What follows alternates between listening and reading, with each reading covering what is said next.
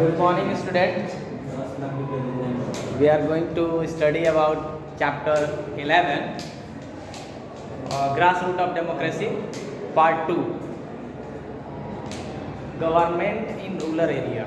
ये हमारा आज का टॉपिक है और खैर चैप्टर का नाम ही यही है और हम देखेंगे कि गांव में किस तरीके से सरकार का फंक्शंस वर्क करता है उसके बारे में आज स्टडी करेंगे और इसका एक क्लास ऑलरेडी हमने लिया हुआ है और इस क्लास में थोड़ा आगे चल करके हम जानेंगे और लाइक प्रीवियस क्लास का भी एक थोड़ा सा रिवीजन कर लेंगे क्योंकि वो चीज़ों को हमने प्रीवियस क्लास में भी डिस्कस किया था। और पहला जो है हम आज तो चलेंगे ना, पहले इस वाले पोर्शन को हम देखेंगे। इस पोर्शन में क्या है जो हमने ऑलरेडी प्रीवियस क्लास में डिस्कस किया था, जैसे level of Panchayati raj system का बात करेंगे तो उसका कुछ इंटरेस्टिंग फैक्ट भी हमने पिछले क्लास में लिखवाया था, उसके बारे में क्लास ऑफलाइन क्लास में भी डिस्कस किया, ठीक है, उसके बारे में। तो आज जो हम बात करेंगे डिफरेंट लेवल्स, उसके कुछ कॉन्स्टिट्यूशनल स्टेटस क्या है आपका ग्राम पंचायत का, उसके अलावा कुछ इसके अंदर देखेंगे कि ग्राम पंचायत में लीडरशिप कैसा होता है उसके बारे में डिस्कस करेंगे, ग्राम सभा क्या है उसके बारे में डिस्कस करेंगे, इसका फंक्शंस क्या है उसके बारे में डिस्कस करेंगे, ठीक है। तो आज का जो बेसिक डिस्कशन रहेगा वो लेवल ऑफ गवर्नमेंट पर ही रहेगा, लेकिन थोड़ा नेक्स्ट लेवल पर चलेंगे। तो लास्ट जो हमने प्रीवियस क्लास में बात किया था different level of Panchayati raj system, तो हमने देखा था कि डिस्ट्रिक्ट लेवल पे बात किया, ठीक है, यानी जिला स्तर, लेवल का मतलब स्तर होता है, इसको हम क्या बोलेंगे जिला स्तर, ठीक है।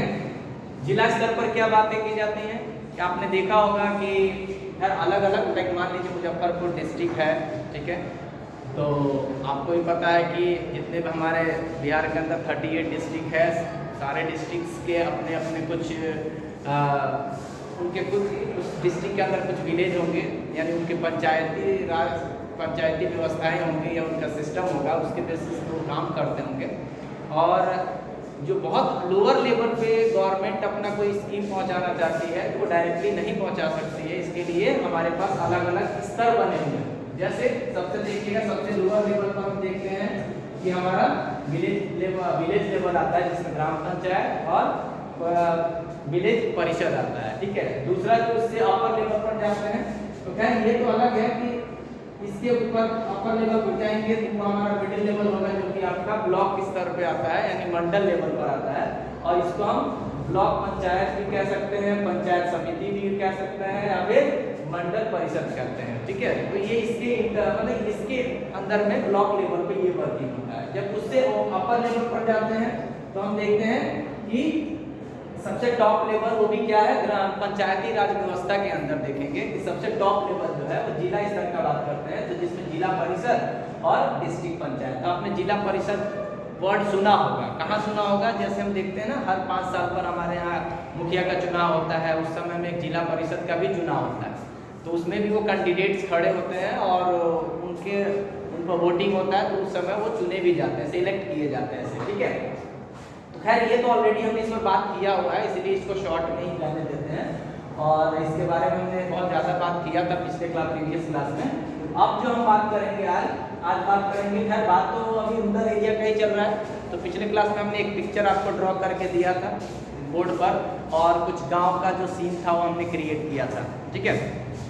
तो उसी में हम देखेंगे सबसे पहला यहाँ क्वेश्चन क्या है, what is a gram panchayat, gram panchayat क्या है, क्या लिखा हुआ है देखिए, the gram panchayat is the lowest, वही चीज जो हमने यहाँ पर बात की लोअर लेवल ऑफ हमारा पंचायती राज सिस्टम। तो खैर पंचायती राज सिस्टम में कुछ चीज़ों के बारे में एक्स्ट्रा हमने बात किया, जैसे सबसे पहले कहाँ इम्प्लीमेंट हुआ था पंचायती राज सिस्टम, तो राजस्थान वो स्टेट है, ठीक है, और डिस्ट्रिक्ट क्या था तो नागौर, ठीक है।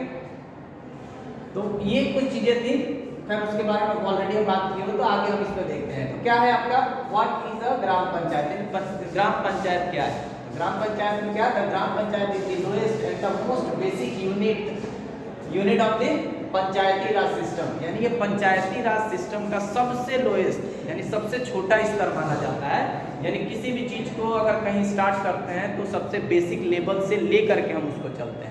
तो हम देखेंगे कि पंचायती राज व्यवस्था जो हमारा 1959 में लागू किया गया था और ये पंडित जवाहरलाल नेहरू यानी हमारे first prime minister of India Pandit Jawaharlal Nehru ji के द्वारा इसको इम्प्लीमेंट किया गया था।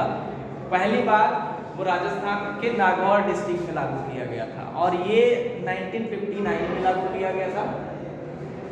तो उसका जो सबसे बेसिक लेवल है, पंचायती राज व्यवस्था का भी सबसे बेसिक लेवल इसी को यूनिट उसका माना जाता है, यानी सबसे बेसिक यानी सबसे निचला स्तर का इसका इकाई माना जाता है। It works at the village level, और ये किस लेवल पर काम करता है? गांव यानी ग्रामीण स्तर पर काम करता है, विलेज लेवल पर काम करता है। ठीक है, नेक्स्ट क्या है? Formation and election. इसका फॉर्मेशन कैसा होता है, यानी इसका स्ट्रक्चर जो है, बनावट जो है वो कैसा होता है, और इसके इलेक्शंस का क्या प्रोसेस है। सबसे पहला क्या इसमें पॉइंट क्या लिखा हुआ है? Member of gram panchayat are directly elected by the villagers, यानी ग्राम पंचायत के जो मेंबर होते हैं उनको डायरेक्टली विलेजर्स के द्वारा इलेक्ट किया जाता है। ठीक है, यानी जो गांव के जो लोग होंगे उनके द्वारा इनको नियुक्त किया जाता है, यानी इलेक्ट किया जाता है, चुना जाता है। अब जैसे कैसे चुना जाता है वो देखिए, जैसे हमने अभी शुरू में बात किया कि मुखिया का चुनाव होता है। ठीक है, उसमें हम देखेंगे वार्ड पार्षद होते हैं, पंच होते हैं, सरपंच होते हैं, इस सब का अलग अलग ये मेंबर होते हैं, कैंडिडेट के फॉर्म में ये चुनाव लड़ते हैं और इनमें जो विलेजर्स होते हैं उनको वोट डालते हैं। और ये जो इलेक्शन कंडक्ट कराने का काम करता है स्टेट इलेक्शन कमीशन जो है वो करवाता है इसको। और हम लोग हर 5 साल पर देखिएगा 5 इयर्स पर हम लोग वोटिंग करते हैं। अबव 18 इयर्स का एज जो है जिनका, वो लोग इसके लिए वोटिंग करते हैं, जिनका वोटर लिस्ट में नाम होता है। ठीक है, जिनका वोटर ID कार्ड बना हुआ है वो इनको वोट देते हैं और देन उसके बाद अपने रिप्रेजेंटेटिव यानी सबसे छोटे लेवल पर रिप्रेजेंटेटिव को चुनने का काम करते हैं। अगर बड़े लेवल पर रिप्रेजेंटेटिव को चुनते हैं तो हमने ऑलरेडी इस पर बात किया था कि यहाँ मेंबर ऑफ पार्लियामेंट है या MLA है, मेंबर ऑफ स्टेट लेजिस्लेटिव जो काउंसिल के एरिया मेंबर होते हैं उनको हम चुनते हैं। तो वो जो है काफ़ी बड़े लेवल पे हो गया। जब निचले स्तर पर आते हैं तो हम देखते हैं छोटे स्तर पर वार्ड पार्षद या आप देखेंगे कि पंच, सरपंच या मुखिया इन लोगों को वोट देते हैं, तो छोटे लेवल पर आ जाते हैं, निचले स्तर पर। तो गांव यानी ग्रामीण क्षेत्रों में इस टाइप से उन लोगों को चुना जाता है, जिससे कि लोगों तक जो उनकी नीड्स है, उनकी जो आवश्यकताएं हैं या उनकी जो भी गवर्नमेंट से रिलेटेड स्कीम्स आती हैं उनको फुलफिल किया जाए, लोगों तक पहुँचाया जाए। तो इस टाइप से वर्किंग किया जाता है। ठीक है, तो फिर क्या है इसमें, क्या कह रहा है? नेक्स्ट जो पॉइंट कह रहा है second number, the term of a gram panchayat is 5 years, यानी जो ग्राम पंचायत का जो टर्म होता है, यानी जो उनका कार्यकाल होता है ग्राम पंचायत का, 5 साल तक के लिए, 5 इयर्स के लिए होता है। तो 5 साल के लिए अगर इनका काम है, जैसे हम हमारे यहाँ भारत में देखिएगा प्राइम मिनिस्टर भी 5 इयर्स के लिए चुने जाते हैं। ठीक है, तो 5 इयर्स के टर्म में इनका जो वर्किंग होगा वो करेंगे, देन उसके बाद फिर दोबारा इलेक्शन कंडक्ट कराया जाएगा। ठीक है, फिर नेक्स्ट क्या कह रहा है इसी में, नेक्स्ट थर्ड पॉइंट क्या है? Elections are conducted by the state election commission, यानी जो इसका जो इलेक्शन होता है, यानी ग्रामीण स्तर पे जो भी या जिला स्तर पे जो ग्रामीण स्तर है, चाहे जिला स्तर है या मंडल स्तर है, जो ब्लॉक लेवल बोला गया, ठीक है, डिस्ट्रिक्ट लेवल हो, ब्लॉक लेवल हो, अदरवाइज विलेज लेवल हो, इनका जो इलेक्शन होता है वो आप देखिएगा इलेक्शन स्टेट इलेक्शन कमीशन के द्वारा कंडक्ट कराया जाता है। ठीक है, फिर नेक्स्ट देखेंगे लीडरशिप में क्या है? The head of the gram panchayat is called the sarpanch और प्रधान। अब देखिए बात एक ही है, चाहे वो हम क्या बोले, आपका सरपंच बोले या प्रधान बोले, तो मीनिंग एक ही है। करने का मतलब क्या है कि कुछ स्टेट्स में सरपंच बोला जाता है, तो वहीं सरपंच को कुछ स्टेट में प्रधान भी कहा जाता है। तो जैसे हम अपना खुद का जहाँ पर हम रहे थे या जहाँ पर हमने अपना एक एक्सपीरियंस शेयर करते हैं आपसे कि हम नोएडा में रहा करते थे। ठीक है, और नोएडा जो कि एक है तो NCR का पार्ट, यानी दिल्ली के ही बॉर्डर के पास है। समझ लीजिए कि अगर रोड को क्रॉस कर जाइएगा तो एक तरफ नोएडा जो कि उत्तर प्रदेश का हिस्सा है और दूसरे तरफ दिल्ली जो कि हमारा कैपिटल है। आप देखिएगा कि वहाँ पर सरपंच को ना प्रधान ही कहा जाता है। ठीक है, तो ये चीज़ें क्या है, जैसे मान लीजिए बिहार है तो बिहार में सरपंच कहा जाएगा, वहीं उत्तर प्रदेश वाले पोर्शन में जाइए तो वहाँ प्रधान कहा जाता है। तो ठीक है, तो खैर वो अलग है कि आप देखेंगे कि आपके टेक्स्ट बुक में भी ऐसी चीज़ें दी गई होंगी कि कुछ स्टेट्स में आपको उनकी को प्रधान कहा जाता है या कुछ स्टेट में सरपंच कहा जाता है। तो इसमें कंफ्यूजन नहीं होना है, दोनों एक ही चीज़ है, ठीक है। फिर क्या है, ग्राम सभा की जब बात करते हैं, क्या बात है इसमें पहला जो पॉइंट है वो बात किया गया है, it supervises the works of the gram panchayat. यानी ग्राम सभा जो है वो क्या करता है, सुपरवाइज करता है किस चीज को, ग्राम पंचायत का जो वर्क है, जो काम है, उसको सुपरवाइज करने का काम करता है, ठीक है। यानी कह लीजिए कि एक तरीके से वो देख रेख करता है क्या कैसे किस तरीके से काम हो रहा है, कितना होगा। मान लीजिए अगर कोई स्कीम है, स्टेट गवर्नमेंट का है चाहे सेंट्रल गवर्नमेंट का है, यानी राज्य सरकार का है चाहे केंद्र सरकार का कोई स्कीम है, अगर वो इम्प्लीमेंट में लाया जाए तो किस स्तर तक वो लाया जाता है और कैसे उसको इम्प्लीमेंट में लाया गया है, कैसा वर्क हो रहा है। खैर उनका तो खैर काम अलग अलग है, चाहे वो इलेक्ट्रिसिटी से रिलेटेड हो, रोड कनेक्टिविटी से रिलेटेड हो, हेल्थ से रिलेटेड हो, इंफ्रास्ट्रक्चर से रिलेटेड हो, मतलब इस टाइप का जो वर्किंग है, जो भी उनकी स्कीम्स होते हैं वो आपका इस लेवल पर किया जाता है। तो वो इम्प्लीमेंटेशन कराने का भी काम करते हैं। फिर क्या कह रहा है आगे, नेक्स्ट जो पॉइंट क्या रहा है वो कह रहा है कि no major decision can be taken without the approval of gram sabha. यानी बिना ग्राम सभा के अप्रूवल के कोई भी डिसीजन जो मेजर डिसीजन होगा वो नहीं ले सकते हैं। कारण क्या कि अगर मान लीजिए ग्राम पंचायत के अंदर कोई काम होगा तो उसको कहीं ना कहीं डिसीजन लेना होगा। किसके द्वारा डिसीजन अप्रूवल दिया जाएगा, ग्राम सभा के द्वारा। तो कहने का मतलब यहाँ पे क्या आ रहा है कि कुछ चीज़ें जो है कहीं ना कहीं वो टाइम कह सकते हैं कि हर एक लेवल बाय लेवल चीज़ें बनी हुई है, ठीक है। वो कहीं ना कहीं किसी को वो सुपरवाइज करते हैं, उनका जो हेड होगा वो दूसरे को सुपरवाइज करेगा। ये करते करते आप स्टेट लेवल पे जाएंगे, ठीक है।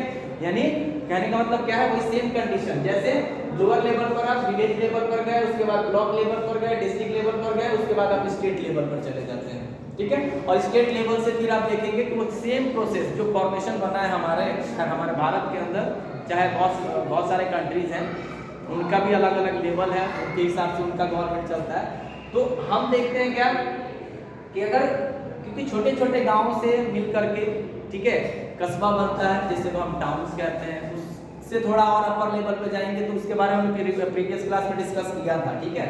उससे थोड़ा अपर जाते हैं तो सिटीज का क्रिएशन होता है। फिर उससे अपर लेवल पे जाते हैं तो वो सिटीज क्या एक तरीके से डिस्ट्रिक्ट ही कहला जाते हैं। डिस्ट्रिक्ट जरूरी है कि सारे डिस्ट्रिक्ट को एक शहरीकरण की बात करें तो अर्बनाइजेशन के फॉर्मेशन में वो चले जाते हैं। तो वो चीज़ फिर आगे चल करके क्या है कि स्टेट का फॉर्मेशन करते हैं, स्टेट मिल करके किस चीज़ का, स्टेट और यूनियन टेरिटरी मिल करके एक कंट्री का फॉर्मेशन करेंगे, ठीक है। वो फिर आगे जाएंगे तो जब बहुत सारे कंट्री मिलेंगे तो वो आपका एक कॉन्टिनेंट का फॉर्मेशन करते हैं।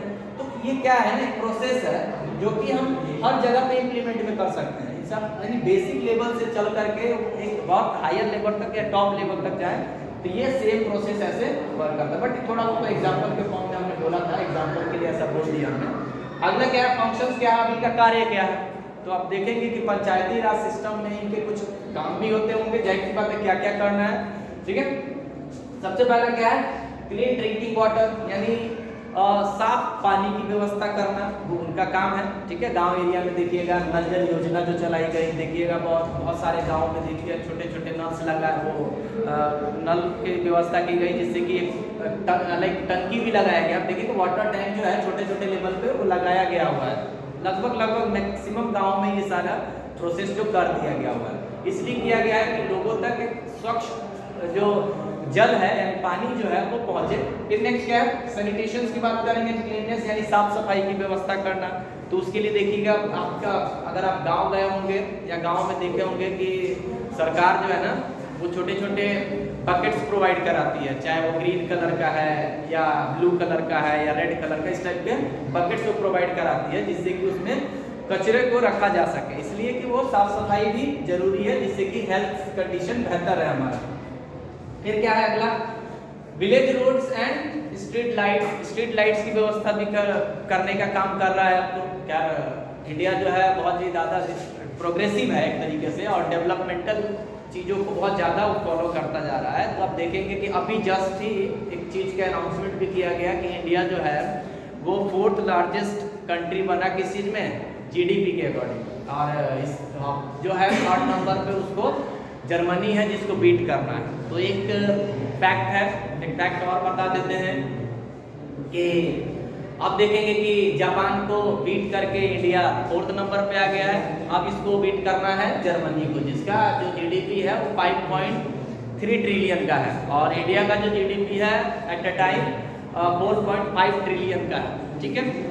सेकंड नंबर पे आपका चाइना आता है, जिसका जो जीडीपी है अराउंड 20 ट्रिलियन के आसपास है, और फर्स्ट नंबर पे आपका अमेरिका आता है, यानी United state of America, USA, जिसका जो जीडीपी है वो 31 ट्रिलियन डॉलर का है, ठीक है।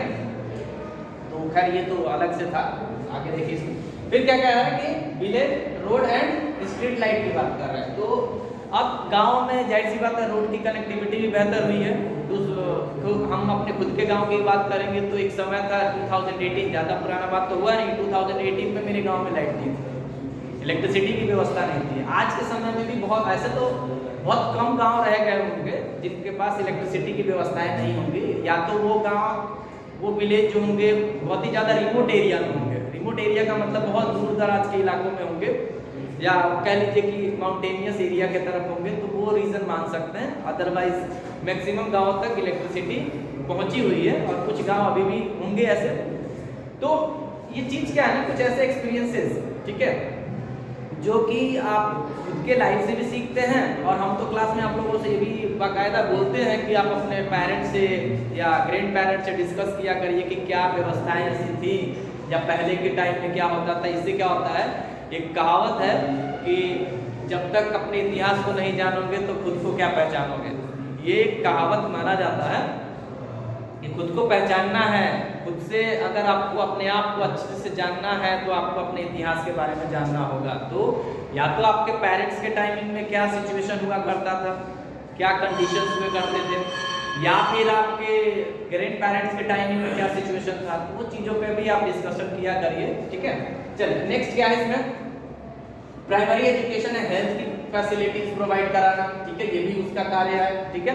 तो जो विलेज लेवल पर बात करेंगे या पंचायत लेवल की बात करेंगे तो वहां तक जो स्कीम्स है वो आपका देखिएगा टाइम पर डिफरेंट स्कीम्स गवर्नमेंट चलाती रहती है। तो उसमें एजुकेशन से रिलेटेड और हेल्थ से रिलेटेड भी स्कीम्स बहुत सारे आते हैं, जो कि गांव या पंचायत के लेवल पे छोटे छोटे गांव तक ये सारे स्कीम्स को पहुंचाया जाता है, ठीक है। फिर क्या है, अच्छा एक चीज और, एजुकेशन की बात कर रहे हैं, प्राइमरी एजुकेशन की, तो हम लोग को ये जरूर लगता होगा, जो गवर्नमेंट है वो हम लोग को लगता है कि हम सरकारी स्कूल में जा रहे हैं ना तो हम फ्री ऑफ कॉस्ट पढ़ रहे हैं, कुछ नहीं है, मतलब कोई पैसा नहीं लग रहा है, ऐसा नहीं होता है। उसमें कहीं ना कहीं इनडायरेक्टली हम लोगों का ही पैसा होता है, जो कि टैक्स के फॉर्म में हम लोग भरते हैं।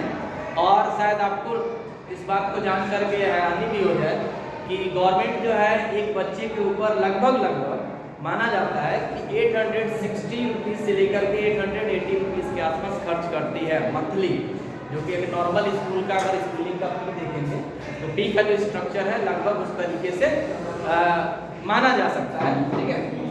फिर क्या है, अगला जो इसमें पॉइंट है, implement government welfare schemes at village level. अब ये जो कुछ स्कीम्स आती है ना, उसको गवर्नमेंट लेवल की जो स्कीम्स होती है ना, वेलफेयर स्कीम, उनको भी वो क्या करते हैं, विलेज लेवल तक पहुंचाने का काम करती है और उसको इम्प्लीमेंट कराने का काम करती है। यानी कहने का मतलब है कि कोई भी, चाहे वो सेंट्रल गवर्नमेंट हो, स्टेट गवर्नमेंट हो, फिर दोबारा रिपीट कर दे रहे हैं आप लोग कि सेंट्रल गवर्नमेंट का कोई स्कीम हो या स्टेट गवर्नमेंट का स्कीम हो, विलेज लेवल तक पहुँचाने के लिए हमारी ये व्यवस्थाएँ बनाई गई हैं। क्यों? क्योंकि डायरेक्टली ये पॉसिबल नहीं है कि प्राइम मिनिस्टर पर्टिकुलर पर्सनली जा करके किसी भी फैमिली को एक पर्टिकुलर स्कीम को जा करके दे। क्यों?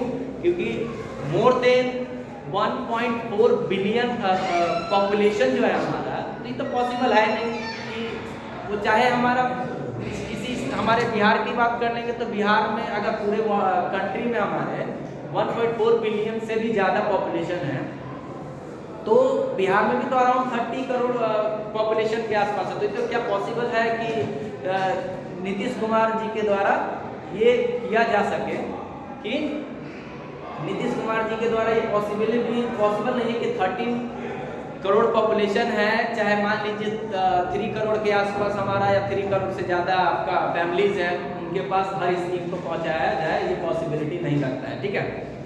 तो है चीज़ों को ना, अगर बहुत छोटे लेवल से लेकर के बड़े लेवल तक ले जाना है या बड़े लेवल से छोटे लेवल तक ले जाना है, तो आपको इन व्यवस्थाओं के अंदर में जाना ही होगा। अदरवाइज कोई भी किसी भी टाइप का, चाहे हेल्थ से रिलेटेड हो या एजुकेशन से रिलेटेड हो या ट्रांसपोर्टेशन से रिलेटेड हो या इलेक्ट्रिसिटी से रिलेटेड, कुछ भी इस टाइप की जो भी स्कीम्स हैं उनको छोटे लेवल तक पहुंचाना बड़ा मुश्किल होगा। क्यों? क्योंकि अगर ये व्यवस्थाएं की गई है, इसी वजह से शायद आज के समय में सारे स्कीम्स इजीली वहां तक जाता है। ठीक है, चलिए, तो आज जो है हमने इस पर बात किया, क्या है, जो गवर्नमेंट इन रूरल एरिया की बात कर रहे हैं।